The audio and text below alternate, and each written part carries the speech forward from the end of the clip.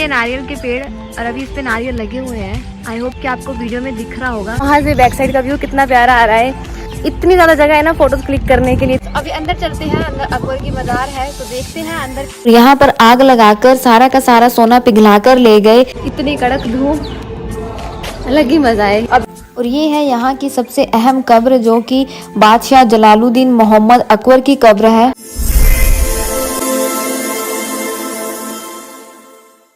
Hello everyone, welcome to my new blog. कैसे हो आप सब? उम्मीद है सब बढ़िया होंगे। तो आज मैं आगरा आई हुई हूँ। सबसे पहले स्टार्ट किया है सिकंदरा फोर्ट से। यहाँ पे अकबर का मकबरा है। तो अभी स्टार्ट करते हैं इस ब्लॉग को। तो ब्लॉग को एंड तक जरूर देखना। तो सबसे पहले आप बैक साइड पे देख सकते हो, सब तरफ ग्रीनरी ही ग्रीनरी है। तो अभी हम अंदर एंट्री लेंगे, उसके बाद आगे का जो भी होगा आप सबके साथ शेयर करूंगी। तो स्टार्ट करते हैं ब्लॉग को। यह अकबर का मकबरा 1605 से 1613 के बीच में कंप्लीट किया गया। सबसे खास बात ये है कि अकबर ने अपनी मृत्यु होने से पहले ही डिसाइड कर लिया था कि मेरा इस स्थान पे मकबरा बनाया जाएगा। उनकी मृत्यु के बाद उनके बेटे जहांगीर ने इस मकबरे को कंप्लीट करवाया था।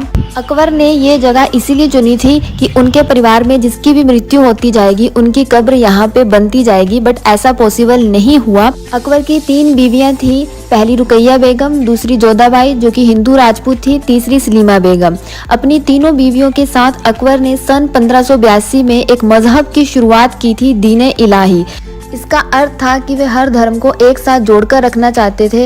हिंदू मुस्लिम जितने भी धर्म के लोग हैं वे चाहते थे कि सभी प्यार से मिलजुल के रहें। तो ये है एंट्रिंग पॉइंट। तो अभी हम अंदर एंट्री करने लगे हैं। तो यहाँ पे जो लिखा हुआ है ये सारा अरेबिक लैंग्वेज में लिखा हुआ है। अभी आपने एंट्री पे ये गेट देखा। कहा जाता है कि अकबर की हाइट 5.5 फीट थी और उस टाइम लोगों की हाइट 6.5-7 इस तरीके से होती थी और लोग ताना मारते थे अकबर को। तब बीरबल ने उन्हें सलाह दी कि आप 6 फीट के दरवाजे बनाओ, फिर लोगों को अपने आप ही झुककर सलाम करके अंदर आना पड़ेगा। और यहाँ पे जो इसकी हिस्ट्री है ब्रेल लिपि में लिखी हुई है। मतलब जो ब्लाइंड लोग हैं, जो आपको पता है, उनके लिए ब्रेल लिपि होती है। सो वो इस तरीके से जो उनकी ये लैंग्वेज होती है इसमें वो पढ़ सकती हैं पूरी की पूरी हिस्ट्री यहाँ की। ये है सामने अकबर का मकबरा। ये लाल पत्थर की इमारत 19 एकड़ में बनाई गई है और इसके साथ ही 4 प्लॉट्स 25 एकड़ के हैं। 2 आगे हैं और 2 इसके पीछे हैं और इन प्लॉट्स में गार्डन्स बनाए गए हैं। इसके साथ इस गार्डन में बहुत सारे मोर, हिरन और भी बहुत सारे जानवर हैं। कहा जाता है कि मुगलों के टाइम में ये गार्डन नहीं होते थे, उस समय यहाँ गुलाब की खेती की जाती थी। इस साइड है नारियल के पेड़ और अभी इस पे नारियल लगे हुए हैं। आई होप कि आपको वीडियो में दिख रहा होगा, ज़्यादा क्लियर तो दिख रहा होगा, छोटे छोटे हैं अभी।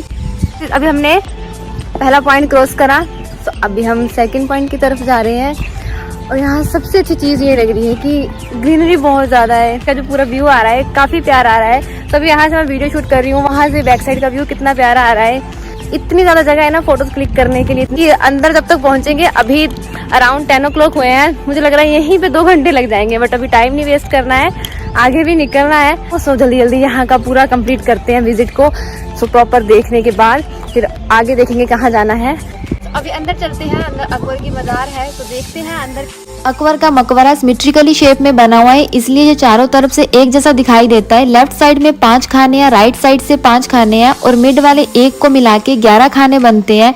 और चारों तरफ के खानों को मिला के टोटल 44 खाने हैं और जिसमें 4 में अकबर और अकबर की बेटियों की कब्रें हैं। बाकी 40 खाने अभी भी खाली हैं। इसको सुनहरा महल बोला जाता था क्योंकि उस समय इन दीवारों पे गोल्ड ही गोल्ड लगा हुआ था। औरंगजेब ने एक गोकुल नाम के जाट जमींदार को मरवा दिया था। उसके बाद राजा राम सिंह ने बदला लेने के मकसद से यहाँ पे धावा बोला और यहाँ पर आग लगाकर सारा का सारा सोना पिघलाकर ले गए। इसीलिए आप देख सकते हो कि यहाँ की दीवारें भी काली हुई पड़ी हैं। और ये है यहाँ की सबसे अहम कब्र जो कि बादशाह जलालुद्दीन मोहम्मद अकबर की कब्र है। यहाँ पे क्लैप करेंगे तो बिल्कुल साउंड रिफ्लेक्ट होके आ रही है। आपको वीडियो प्रॉपर सुनाई नहीं दे रहा होगा, बट वो यहाँ पे बिल्कुल मिड में खड़ा हो गया ऐसे क्लैप करता है तो उसको बिल्कुल आवाज़ ऐसे गूंज रही है। और जो साथ में बिल्कुल सेम ऐसा डिज़ाइन करा हुआ है वहाँ पे उन्हें नहीं लगेगा पता कि आवाज़ गूंजे नहीं, सिर्फ जितनी इसकी बाउंड्री है ना उसी में गूंज रहा है, उसी में सुनाई दे रहा है कि हाँ साउंड गूंज रही है। तो अभी आगे चलते हैं।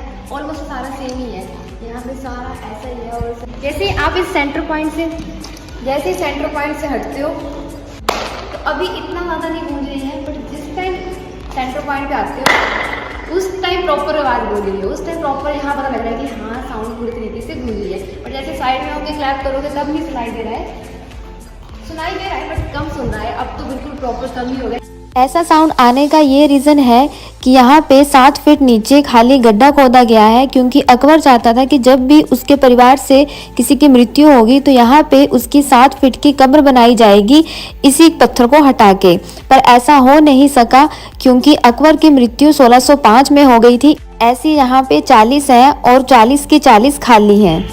सो अभी यहाँ पे सारा सिमिलर ही है, आप देख सकते हो पीछे तक आपको दिखाई दे रहा है, सारा का सारा सेम है। सो अभी यहीं से वापसी करते हैं क्योंकि सेम ही चीज़ तो घूमनी है।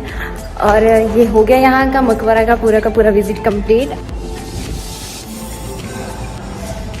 इतनी कड़क धूप, अलग ही मजा है। अभी डायरेक्ट वहीं से जाके शूट करती हूँ। सेम ही नहीं तो सिमिलर चीजें बार बार रिपीट होंगी। सो मिलते हैं कांच महल।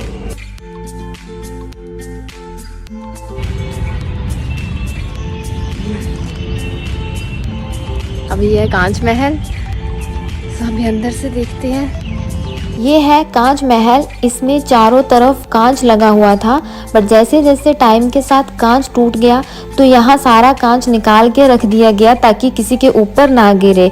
और इसके साथ ही जहांगीर जब लाल किला से यहाँ पे शिकार करने आता था तो यहाँ पे कांच महल में रुकता था। इस महल में सोने का झूमर था और चंदन का दरवाजा था, जिसे अब बदल के लकड़ी का दरवाजा यहाँ पे लगा दिया गया है। सामने जो आप इमारत देख रहे हो ये सिकंदर लोदी के टाइम की है।